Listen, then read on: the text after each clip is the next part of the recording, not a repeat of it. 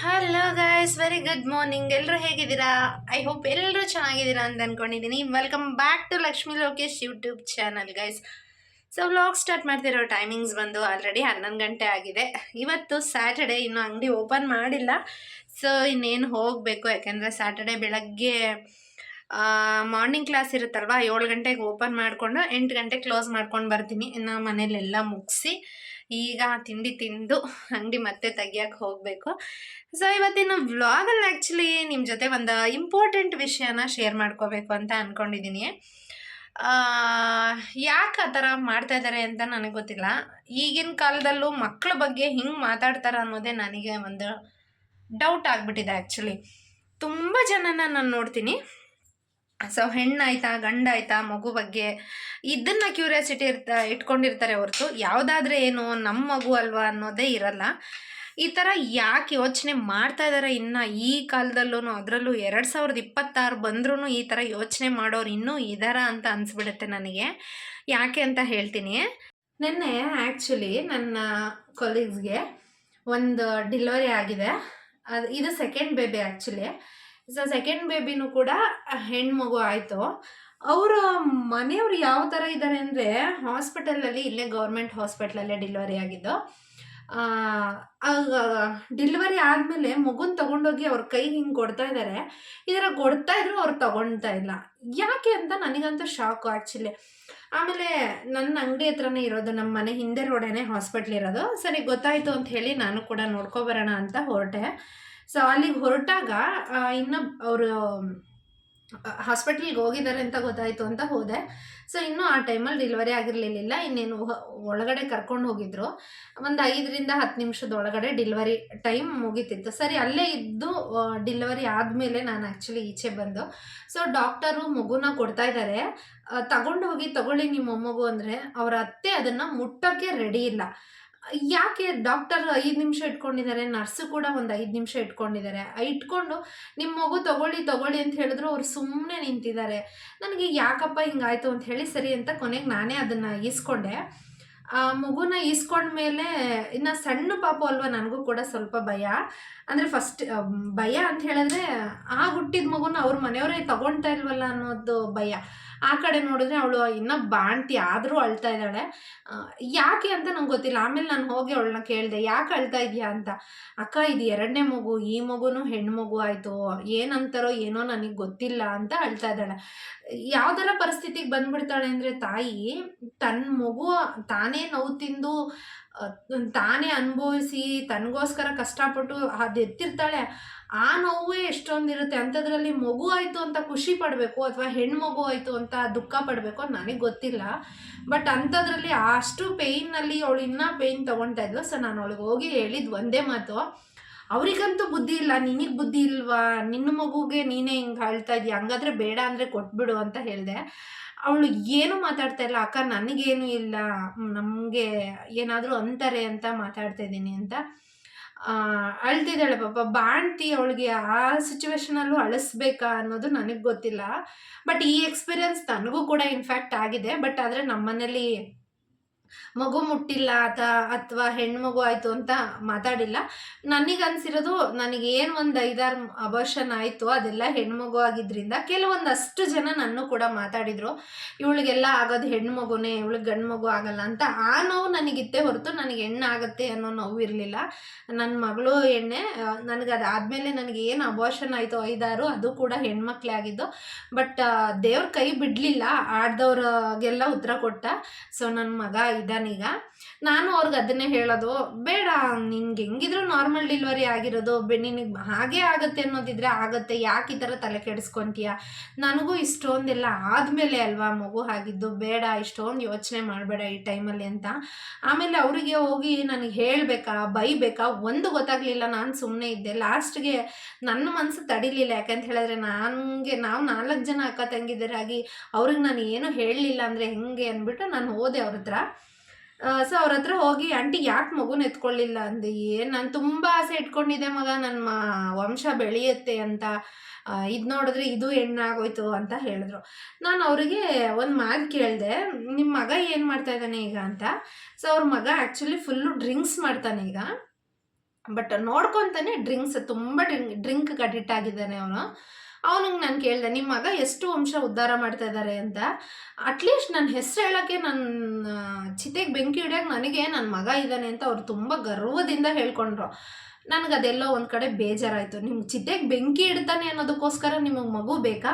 ಅಥವಾ ನಿಮಗೆ 4 ಜನದ ಮುಂದೆ ನಿಮ್ಮ ಮಾನ ಮರ್ಯಾದೆ ಕಾಪಾಡೋದಕ್ಕೋಸ್ಕರ ಒಂದು ಮಗು ಬೇಕಾ ಅಂತ ಕೇಳಿದಾಗ ಆ ಯಮ್ಮನ ಹತ್ರ ಉತ್ತರನೇ ಇಲ್ಲ. ಏನು ಹೇಳಬೇಕು ಅನ್ನೋದನ್ನು ಕೂಡ ಆ ಯಮ್ಮಂಗೆ ಗೊತ್ತಾಗ್ತಾ ಇಲ್ಲ. ಅಂಥ ಸಿಚುವೇಶನಲ್ಲಿರೋರು ಆ ಮಗು ಬೇಕು ನನಗೆ, ಈ ಮಗು ಬೇಕು ಅಂತ ಎಕ್ಸ್ಪೆಕ್ಟೇಷನ್ ಇಟ್ಕೊತಾರೆ. ಈಗಿನ ಕಾಲದಲ್ಲೂ ಬೇಕು ಅಂತ ಅನ್ಕೊತಾರೆ ಅಂದರೆ ನಿಜವಾಗ್ಲೂ ಯಪ್ಪ ಅವ್ರನ್ನೇನು ಬುದ್ಧಿವಂತರು ಅನ್ಬೇಕೋ ದಡ್ರು ಅನ್ಬೇಕೋ ನನಗೆ ಗೊತ್ತಿಲ್ಲ. ಎಷ್ಟೋ ಜನ ಮಕ್ಕಳಿಲ್ದಿರ ತುಂಬ ಜನ ಕೊರಗ್ತಾ ಇದ್ದಾರೆ. ಅಂಥದ್ರಲ್ಲಿ ಇವ್ರಿಗೆ ಭಗವಂತ ಎರಡೆರಡು ಲಕ್ಷ್ಮಿನ ಕೊಟ್ಟರು ಈ ಥರ ಆಡ್ತಾ ಇದ್ದಾರೆ. ಆಸೆ ಇರಲ್ಲ ಅಂತ ನಾನು ಹೇಳಲ್ಲ. ಒಂದು ಗಂಡು ಮಗು ಬೇಕು ಅಂತ ಎಂಥ ತಾಯಿಗಾದರೂ ಆಸೆ ಇದ್ದೇ ಇರುತ್ತೆ. ಸೊ ಅದು ನನಗಾದರೂ ಇರುತ್ತೆ, ಅವಳಿಗೂ ಇರುತ್ತೆ, ಮತ್ತೊಬ್ರಿಗೂ ಇರುತ್ತೆ. ಆಸೆ ಇರಲಿ, ಬಟ್ ಅದು ಆಗಲಿಲ್ಲ ಅಂತಂದಾಗ ಈ ಥರ ಅತಿರೇಕಕ್ಕೆ ಹೋಗಬೇಡಿ. ಯಾಕೆಂದರೆ ಯಾರಿಗೆ ಏನೇನು ಮಾಡಬೇಕು ಅನ್ನೋದನ್ನು ನಮ್ಮ ಹಣೆ ಬರದಲ್ಲಿ ಬರೆದಿರ್ತಾನೆ ಅಂತ ನನಗೆ ನಮ್ಮ ತಾಯಿ ಹೇಳ್ತಾ ಇರ್ತಾಳೆ. ಹಣೆ ಬರೋದಕ್ಕಿಂತ ನಾವೇನು ಮೀರ್ಸೋದಕ್ಕಾಗಲ್ವಲ್ಲ. ನಾಳೆ ಆ ಮಗುನೇ ಏನಾದರೂ ಸಾಧಿಸ್ಬೋದು ಅಲ್ವಾ? ಈಗ ಇಂಥ ಜನ್ರೇಷನಲ್ಲೂ ಹಿಂಗೆ ಯೋಚನೆ ಮಾಡೋದಕ್ಕೇನೆ ಈಗಿನ ಕಾಲದಲ್ಲಿ ಏನು ತಯಾರಿಲ್ಲ ಹೇಳಿ. ಒಬ್ರು ಸಾಯ್ತಿದ್ದಾರೆ ಅಂತ ಹೇಳಿದ್ರೆ ಎಷ್ಟೊಂದು ಜನ ಇವಾಗ ತಂದೆ ತಾಯಿಗೆ ಹೆಣ್ಮಕ್ಳೇನೆ ಚಿತೆಗೆ ಬೆಂಕಿ ಇಡ್ತಾ ಇದ್ದಾರೆ. ಎಷ್ಟೊಂದು ಜನನ ನಾನು ನೋಡಿದ್ದೀನಿ. ಇನ್ಫ್ಯಾಕ್ಟ್ ನನ್ನ ಕಣ್ಣು ಮುಂದೆನೂ ನಡೆದಿದೆ ಈ ಥರ ಸತ್ಯಗಳು. ತಂದೆ ತಾಯಿಗೆ ಹೆಣ್ಮಕ್ಳೇ ಇಡ್ತಾ ಇದ್ದಾರೆ, ಅಥವಾ ಹೆಣ್ಮಕ್ಳು ಇಡಲ್ಲ ಅನ್ನೋರು ಕೆಲವರು ಅಳಿಯಂದಿರು ಇಡ್ತಾ ಇದ್ದಾರೆ. ಅಳಿಯನೂ ಕೂಡ ಆಗ್ಬೋದಲ್ವಾ? ಯಾಕೆ ಈ ಥರ ಚುಚ್ಚು ಮಾತಾಡ್ತೀರಾ? ಇನ್ನೊಂದು ತಿಳ್ಕೊಬಿಡಿ, ಹೆಣ್ಣಾಯ್ತು ಗಂಡಾಯ್ತು ಅಂತ ನೀವು ಸೊಸೆದಿರ್ನ ಅವ್ರನ್ನ ದೂಷಿಸೋದು ಬದಲು ಮಕ್ಕಳಾಗೋದು ನಿಮ್ಮ ಮಕ್ಕಳಿಂದಾನೇ ಅಲ್ವಾ? ನಿಮ್ಮ ಮಗನಿಂದ ತಾನೇ ಆಗತ್ತೆ. ಸೊ ನಿಮ್ಮ ಮಗನಿಂದ ಅದು ಬಂದಿರುತ್ತೆ ಹೊರತು ಅವಳಿಂದ ಅದು ಬಂದಿರಲ್ಲ. ಅದು ಯಾಕೆ ನಿಮ್ಮ ತಲೆಗೆ ಅರ್ಥ ಆಗಲ್ವೋ ಏನೋ ಗೊತ್ತಿಲ್ಲ. ನೀವೆಷ್ಟೊಂದು ಜೀವನನ ನೋಡಿ ಅನುಭವಿಸಿ ನಮಗೆ ಹೇಳ್ಕೊಡ್ಬೇಕಾಗಿರೋರು ನೀವೇ ಈ ಥರ ಮಾಡಿದ್ರೆ ಇನ್ನು ನಿಮ್ಮ ಮಗ ಏನಾಗ್ತಾನೆ? ಇನ್ನು ಅವನು ಅಷ್ಟೇ ಕುಡ್ಕೊಂಡು ಬಂದು ನಿಮ್ಮನ್ನು ಮಾತಾಡ್ಬೇಕಾಗತ್ತೆ ಅಷ್ಟೇ. ಯಾಕೆ ಅಂತ ಹೇಳಿದ್ರೆ, ನನಗೆ ಗಂಡು ಮಗು ಆಗಲಿಲ್ಲ ಕಣೆ ನಿನ್ನಿಂದ ಹಂಗೆ ಹಿಂಗೆ ಅಂತ ಅವಳ ಮೇಲೆ ಕುಡ್ಕೊಂಬಂದು ಹೊಡಿಬೇಕಾಗತ್ತೆ. ಈ ಥರ ಮಾಡೋಕ್ಕೆ ಹೋಗಬೇಡಿ. ನಿಮ್ಮ ಮನೇಲೂ ಮಕ್ಕಳಿರ್ತಾರೆ, ನಿಮಗೂ ಒಂದು ಹೆಣ್ಣು ಮಗು ಹುಟ್ಟಿದೆ, ನಿಮಗೂ ಒಬ್ಬ ಮಗ ಹುಟ್ಟಿದ್ದಾನೆ. ನಾಳೆ ಹುಟ್ಬೋದು ಅಥವಾ ಹುಡ್ದಿರನೂ ಇರ್ಬೋದು. ಏನು ಭಗವಂತ ಕೊಟ್ಟಿದ್ದಾನೋ ಅದನ್ನು ಸ್ವೀಕಾರ ಮಾಡಿ. ಭಗವಂತ ಕೊಟ್ಟಿಲ್ಲದೆ ಇರೋದನ್ನು ಎಕ್ಸ್ಪೆಕ್ಟೇಷನ್ ಇಟ್ಕೊಂಡು ನನಗಿದೇ ಬೇಕು, ನನಗೆ ಅದೇ ಬೇಕು ಅಂತ ಯಾರೂ ಅಷ್ಟೇ ಟ್ರೈ ಮಾಡೋಕ್ಕೆ ಹೋಗಬೇಡಿ. ಎಂಥ ದಡ್ರಿಗೂ ಗೊತ್ತಾಗಿರುತ್ತೆ ಈ ಕಾಲದಲ್ಲಿ, ನಮ್ಮಿಂದ ಅಲ್ಲ ನನ್ನ ಮಗನಿಂದನೇ ಅಲ್ವಾ ಮೊಮ್ಮಗಳು ಬಂದಿರೋದು ಅಂತ. ಅಂಥದ್ರಲ್ಲಿ ಏನೋ ಅದು ಆಟ ಸಾಮಾನು ಅಂಗಡಿಗೆ ಹೋಗಿ ನಾವು ಹೊಟ್ಟೆಲಿ ತಂದು ಇಟ್ಕೊಂಡಿರ್ತೀವಿ ಅನ್ನೋ ಥರ ಮಾತಾಡ್ತೀರಾ. ಅವಳಿಗೆ ಎಷ್ಟು ನೋವಾಗುತ್ತೆ, ಅವಳಿಗೂ ಗಂಡು ಮಗು ಇಲ್ಲ ಅಂದಾಗ ಎಷ್ಟು ನೋವಾಗುತ್ತೆ ಅನ್ನೋದು ನಮಗೂ ಗೊತ್ತಿದೆ. ಅದಕ್ಕೆ ನನ್ನದೇ ಒಂದು ಇನ್ಸಿಡೆಂಟ್ ನಡೀತೀನಿ. ನನಗೆ ಡೆಲಿವರಿ ಆದಾಗ ನನ್ನ ಮಗ ಆ್ಯಕ್ಚುಲಿ ಲಾಸ್ಟ್ ಮೂಮೆಂಟಲ್ಲಿ ಅವನು ನೀರು ಕುಡಿದ್ಬಿಟ್ಟು ಮೋಷನ್ನು ಕೂಡ ತಿನ್ಕೊಂಡಿದ್ದಾನೆ. ತುಂಬ ಅನ್ಕಂಡೀಷನಲ್ಲಿದೆ ಈ ಮಗು ಬಗ್ಗೆ, ನಾನು ಗ್ಯಾರಂಟಿ ಕೊಡಲ್ಲ ಅಂತ ಹೇಳಿದರು. ಇದೇನಪ್ಪ ನನಗೆ ಒಂದು 5-6 ಆ ಥರ ಮಿಸ್ಕ್ಯಾರೇಜ್ ಆದಮೇಲೆ ಇವಾಗ ಇದು ಫುಲ್ಲು ಸಿಕ್ಕಿದೆ ಕೈಗೆ ಅನ್ನೋಷ್ಟರಲ್ಲಿ ಈ ಥರ ಆಯಿತು ಅಂತ ನಾನು ದುಃಖ ಪಟ್ಕೊಂಡು ಎಮರ್ಜೆನ್ಸಿಗೆ ನಾವು ಸೆಕ್ಷನ್ಗೆ ಅಂತ ಹೋದ್ವಿ.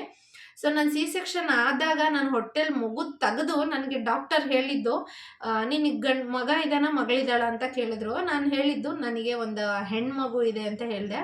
ಇವಾಗ ಯಾವ್ದು ಬೇಕು ಅಂತ ಹೇಳಿದ್ರು. ಬಟ್ ನನಗೆ ಆಸೆ ಇದೆ ಮನಸ್ಸಲ್ಲಿ, ದೇವರೇ ನನಗೊಂದು ಗಂಡು ಮಗುನ ಕೊಟ್ಟಿರು ಅಂತ. ಬಟ್ ನಾನು ಹೇಳ್ಕೊಳಕ್ಕಾಗಲ್ಲ ಜನದ ಮಧ್ಯೆ, ಯಾಕೆ ಅಂದರೆ ಅದು ತಾಯಿ ಪರಿಸ್ಥಿತಿ ಆ ಥರ ಇರುತ್ತೆ.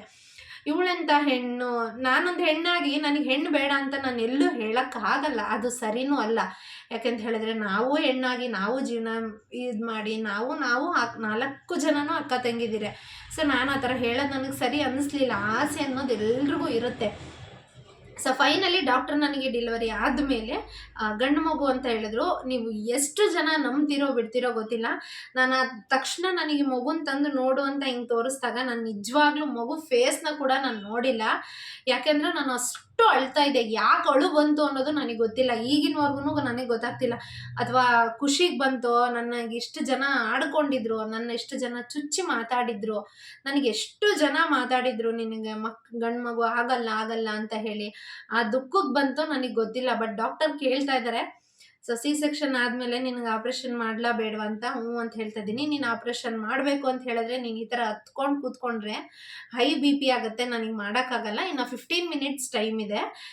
ಯಾಕೆಂದರೆ ಅನಸ್ತೇಷಿಯಾ ಕೊಟ್ಟಿರ್ತಾರಲ್ವಾ, ಸೊ ಆ ಟೈಮ್ ಒಳಗಡೆನೆ ಎಲ್ಲ ಮುಗಿಸ್ಕೋಬೇಕು. ಹಂಗಾಗಿ ಇನ್ನು 15 ನಿಮಿಷ ಟೈಮ್ ಇದೆ, ನೀನು ಈ ಥರ ಹತ್ತಿರ ಆಗಲ್ಲ ಅಂತ ಹೇಳ್ತಿದ್ದಾರೆ. ನೀವು ನಂಬ್ತಿರೋ ಬಿಡ್ತಿರೋ ಗೊತ್ತಿಲ್ಲ ಗೈಸ್, ಬಟ್ ನಾನು ಎಷ್ಟು ಹತ್ತಿದ್ದೀನಿ ಅನ್ನೋದು ನನಗೆ ಅಷ್ಟೇ ಗೊತ್ತು. ದಯವಿಟ್ಟು ಕೇಳ್ಕೊಳ್ತೀನಿ, ಆ ಥರ ಚುಚ್ಚಿ ಮಾತಾಡೋದ್ರಿಂದ ನಿಮಗೇನೇನೂ ಪ್ರಯೋಜನ ಇಲ್ಲ. ಮಾತಾಡೋಕ್ಕೆ ಹೋಗಬೇಡಿ. ಪಾಪ ಈಗ್ಲೂ ಅಷ್ಟೇ ನನಗೆ ಅವಳನ್ನ ನೆನೆಸ್ಕೊಂಡ್ರೇ ತುಂಬ ಬೇಜಾರಾಗ್ತಾ ಇದೆ. ಅವಳು ಇನ್ನೆಲ್ಲಿ ಅವಳ ಬಾಂತನ ಅವಳೇ ಮಾಡ್ಕೊಬೇಕು. ಯಾಕೆ ಅಂತ ಹೇಳಿದ್ರೆ ಅವಳಿಗೆ ಅವ್ರ ಅಮ್ಮ ಇಲ್ಲ, ಅತ್ತೆ ಮನೇಲೇ ಇರಬೇಕು. ಅತ್ತೆ ಮಾಡಿಲ್ಲ. ಇನ್ನು ಇವತ್ತು ಈಗ ಡೆಲಿವರಿ ಆಗಿದೆ ಅಂತ ಹೇಳಿದ್ರೆ ಇನ್ನೇನು ನಾಳೆಯಿಂದ ಎದ್ದು ತನಗೆ ತಾನೇ ಎಲ್ಲ ಮಾಡ್ಕೋಬೇಕು. ಈ ಸಿಚುವೇಶನಲ್ಲಿ ಇರ್ತಾಳೆ ಅಂಥ ಹುಡುಗಿಗೆ ಚುಚ್ಚಿ ಮಾತಾಡೋದು ನಿಮ್ಗೆ ಎಷ್ಟು ಸರಿ ಅನ್ಸುತ್ತೆ ನೀವೇ ಹೇಳಿ. ಹಾಗೆ ಈ ಕಾಲದಲ್ಲೂ ಈ ಥರ ಮಾತಾಡೋರಿಗೆ ಏನು ಅನ್ಬೇಕು ಅನ್ನೋದನ್ನ ಕಮೆಂಟ್ ತಿಳಿಸಿ ನನಗೆ.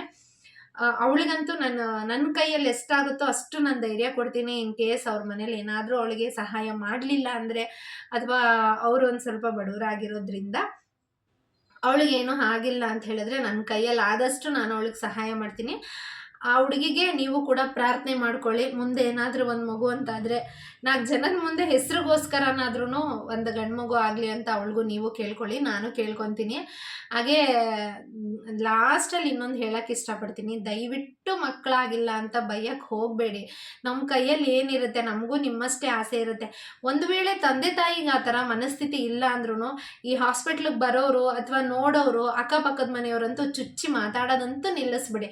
ಅಯ್ಯೋ ಹೆಣ್ಣೆ ಆಯಿತು ಬಿಡು, ಹಾಗೆ ಹಿಂಗೆ ಅಂತ ಮಾತಾಡ್ತಿರಲ್ಲ, ಅದು ಮಾತಾಡಿ ನೀವು ನೋವು ಕೊಡೋದು ಬೇಕಾದರೆ ಸತ್ತೋಗ್ಬಿಡ್ಬೋದು. ನಿಮ್ಮ ಮಾತನ್ನ ತಡ್ಕೊಳಕ್ಕಾಗಲ್ಲ.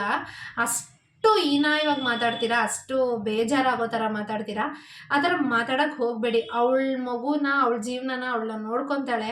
ಸಾಧ್ಯ ಆದರೆ ಅವಳಿಗೆ ಧೈರ್ಯ ತುಂಬಿ ಅವಳ ಜೀವನ ಚೆನ್ನಾಗಾಗಲಿ ಅನ್ನೋದಕ್ಕೆ ಏನಾದರೂ ಹರಿಸಿ ಹಾರೈಸಿ ಸಪೋರ್ಟ್ ಮಾಡಿ. ಬಟ್ ಈ ರೀತಿ ಚುಚ್ಚು ಮಾತಾಡೋದಂತೂ ಮಾಡೋಕ್ಕೆ ಹೋಗಬೇಡಿ. ಅವಳಿಗೆ ಅಂತಲ್ಲ, ಯಾವ ಹೆಣ್ಣಿಗೂ ಮಾಡೋಕ್ಕೆ ಹೋಗಬೇಡಿ ಗೈಸ್. ಸೊ ಇವತ್ತಿನ ವ್ಲಾಗಲ್ಲಿ ಇದನ್ನು ನನಗೆ ಶೇರ್ ಮಾಡಬೇಕು ಅನ್ನಿಸ್ತು, ಮಾಡಿದ್ದೀನಿ. ಎಷ್ಟು ಮಟ್ಟಕ್ಕೆ ಸರಿ ತಪ್ಪು ನನಗಂತೂ ಗೊತ್ತಿಲ್ಲ. ಈ ವಿಡಿಯೋಯಿಂದ ನೋಡ್ತಿರೋರ್ಗೆ ಏನಾದರೂ ಹರ್ಟ್ ಆಗಿದ್ರೆ ಸಾರಿ. ಹಾಗೆ ಈ ವಿಡಿಯೋಯಿಂದ ಯಾರಿಗಾದರೂ ಏನಾದರೂ ಅದು ಕರೆಕ್ಟು ನೀವು ಮಾತಾಡಿದ್ದು ಅನಿಸಿದ್ರೆ ನನಗೆ ಕಮೆಂಟ್ ಮಾಡಿ ಅಂತ ತಿಳಿಸ್ತಾ ಇವತ್ತಿನ ವ್ಲಾಗ್ ಮುಗಿಸ್ತಾ ಇದ್ದೀನಿ ಗೈಸ್. ಇದೇ ರೀತಿ ಸಪೋರ್ಟ್ ಮಾಡ್ತಾ ಇರಿ. Bye, take care, love you all guys.